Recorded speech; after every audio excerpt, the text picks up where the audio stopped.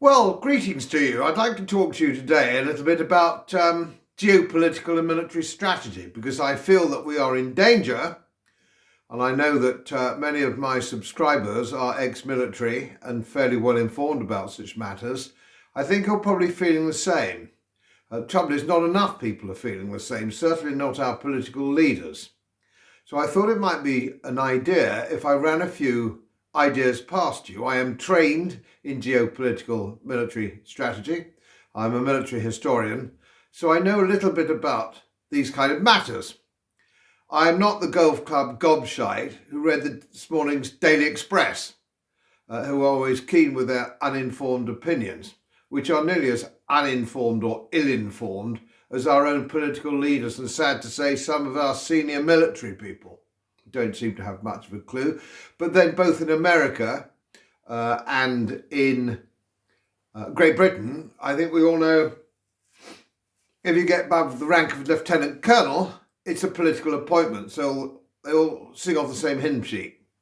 And of course, most are not very bright. Let's just start with the geopolitical strategic implications of what's been happening perhaps in the last 30 years. Now, if you go back in history, both superpowers and regional powers have varied influence in various places. So our existential information and needs were different when we had an empire than they are now, because we're only a regional power. But there are some sacrosanct parts of the globe, if you're a superpower or a regional power, which really are quite legitimately your sphere of influence and your back garden, if you will, or your own back pond. And so the United States regard their seaboards, the Atlantic seaboard and the Pacific seaboard and the Gulf of Mexico, as their legitimate sphere of influence. That's right and proper and understandable. And we are a regional power, and we regard the English Channel and the North Sea as being of strategic naval necessity for us to have influence in those waters. In the same way, the Russians have the Baltic Sea and the Black Sea, which waters actually lap their shores. So they have a legitimate interest. Iran, of course, in the Hormuz Straits and that part of the world, have a legitimate interest because that water laps their shores. And if you go further afield, you go to India, and so you have the Bay of Bengal and the Indian Ocean, which is a perfectly legitimate sphere of influence for the Indian subcontinent, and they have a very significant navy in order to enforce that and protect that. That's perfectly legitimate. And in the South China Sea and the Taiwan Straits, it is perfectly legitimate sphere of influence for the Chinese. It's where they live. It's their backyard. So we must acknowledge these things. We must see if we have a strategic interest, if we have a naval interest somewhere and we want it to be recognised, we must recognise other people's legitimate concerns. And that's something that we don't do at the moment. Now, it is ridiculous for the British Navy to be exercising in the Black Sea. It's nothing to do with us. We're not an empire anymore. We're a regional power. That's not our region. All it does is poke the bear. It's unnecessary. And now we have American aircraft carriers in the Red Sea and in the Eastern Mediterranean. I'll come on to that in a minute, because that's an act of complete foolishness. So we would be much better, if I may talk just a second or two about the regional political dynamic, if everybody got round a table like they do at the G7 or the G12, who are economic powers, and of course bear in mind that military powers are often economic powers as well, but leaving that aside, sit round a table, maybe under independent neutral chairmanship, perhaps of Switzerland or whatever, makes no matter, but legitimately chaired, and say, look, this is ours, this is yours, and everybody can say, look, this is my backyard, this is my pond, and we can diffuse the situation by saying, we won't come into your patch, we won't come onto your pond, We won't come into your back garden if you don't come into ours. And that would defuse the international tension that we have at the moment. And I have said this many, many times, we are in a situation where we are on the brink, if we're not very careful, of being sucked into a world war. A totally unnecessary world war, unnecessary as it was in 1914 because of diplomatic and political stupidity, military stupidity, and all the things that go to make a major global conflagration here, which is totally unnecessary. It's totally unnecessary. We can always solve things if we talk to each other. And we've stopped talking to each other. This is crazy. And no good will come of it. Now, this fellow here, HMS Victory, was state-of-the-art naval warship in its day. And the crews are very highly trained. And the admirals handled them, certainly the British, the Royal Navy, generally speaking, quite well, up until Jutland, when they were handled less well. And some of the ships had design faults, but leaving that aside, I don't want to go down that route particularly, but it is important. Now, we saw, did we not, in 1941, the Prince of Wales and the Repulse and the Prince of Wales go down because of Japanese air power. They were too close to the Java coast, and the admirals hadn't learned the lessons from pre-war exercises, which showed quite clearly that warships without air cover, even back as far as 1941, were a disaster waiting to happen. Now things have changed. Things have changed.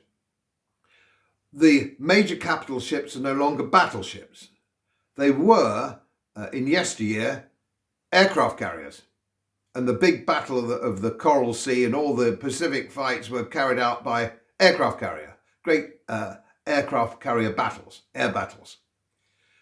Those days have gone. And my friends, some of whom are submariners, who always told me and have told me in the past, there are only two kinds of ships: submarines and targets. And that's even more true today, perhaps, than it ever was. So in the Eastern Mediterranean, we have the Eisenhower and the Reagan, I think, SS Reagan, the two big aircraft carrier groups, one in the Eastern Mediterranean and one not too far away from the Straits of Hormuz. Well, one thing that history does tell us, capital ships are no good against shore batteries. And most admirals never venture their capital ships too close to shore batteries. It's a no-win. It's a no-win situation. Occasionally, acts of go against the book, if you will. Admiral Pellew, 200 years ago, carried out a wonderful raid against Algiers by defying the shore batteries. But generally speaking, it doesn't work, which is why we couldn't force the Dardanelles in 1915 with naval power alone. So we have to take all these things into consideration. And I wrote an article, you'll find it on my website, about the white elephants of our carriers. They're huge, great things. They need protection. And of course, modern warfare has changed. Now, I was a guest of the Royal Navy. I was when I was a parliamentary, armed forces parliamentarian.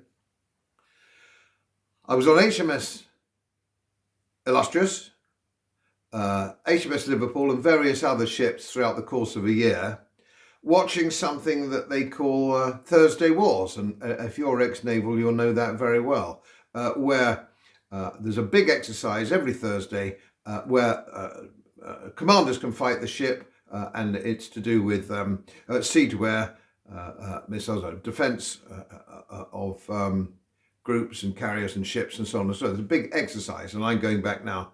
I'm going back over 10 years. But things have changed now. They're obsolete. These exercises are obsolete because the weapons now are so quick, so high, so targeted, and sometimes kamikaze drones which aren't even manned, that all those big aircraft carriers in the Eastern Mediterranean are targets. They're huge targets. And Hezbollah have enough kit, enough modernised kit, high-tech stuff to actually sink them. And the Russians can sink them. And if they go into the China Sea, they can sink them. So these things are actually no good. They might project power against sort of third-rate powers who don't have this kind of equipment, but they don't frighten a first-rate power or a power with first-rate equipment and missiles. They'll sink. And so they're floating around in these waters in a haphazard way, waving the flag, posturing and posing, if you like. But they're actually militarily and navally no good. These aren't any good to anybody. Now, here's the rub. Here's the rub. What happens if the war escalates in the Eastern Mediterranean? What happens if it escalates and somebody presses a button in Hezbollah or whomsoever it may be in one of these confrontations and sinks an American aircraft carrier and 2,000 men go glug glug straight to the bottom of the Mediterranean or straight to the bottom of the Red Sea? What's going to happen? You're going to get another monster escalation and no good can conceivably come of it. So you don't want these huge ships in theatre because those days have gone. Those days have gone. You might as well send stuff like this into the Eastern Mediterranean now. Too easy to sink. And once you've sunk one, there's no going back. Because the American public then will shout out loudly and scream and shout as they did after Pearl Harbor. And you again find you've got a world war. Nobody seems to know, nobody seems to understand these matters.